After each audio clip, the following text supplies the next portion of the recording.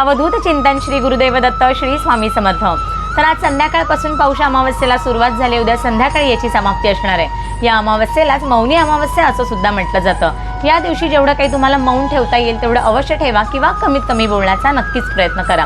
आपल्याला प्रत्येकालाच प्रयागला जाऊन त्रिवेणी स्नान करणं शक्य नाही, मग अशा वेळी काय करायचं? तर उद्या सकाळी जेव्हा तुम्ही आंघोळ कराल त्या पाण्यामध्ये तुम्हाला थोडंसं गंगाजल मिसळायचं आहे आणि ईशान्य दिशेकडे तुम्हाला जो आता एक मंत्र दिसत असेल त्या मंत्राचं एकदा पठण करायचं आहे आणि मग तुम्हाला या पाण्यानं स्नान करायचं आहे। त्याचबरोबर उद्या तुम्ही जेव्हा स्वयंपाक कराल तेव्हा त्यातलं थोडंसं अन्न तुम्हाला कावळ्याला घास म्हणून सुद्धा ठेवायचं आहे, कारण ही पितरांची सेवा मानली जाते।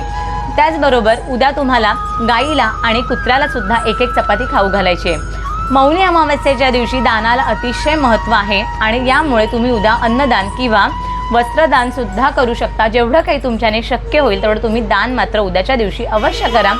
त्याचबरोबर जेव्हा तुम्ही सकाळी लादी पुसाल त्या पाण्यामध्ये खडे मीठ, हिंग, गोमूत्र आणि चिंचणी कापूर थोडंसं मिसळून त्या पाण्याने लादी अवश्य पुसा। अमावस्येच्या दिवशी हे थोडेफार काही ना काही उपाय केल्यामुळे घरातल्या ज्याही कटकटी असतील, ज्याही काही समस्या असतील त्या कमी व्हायला मात्र अवश्य मदत होते।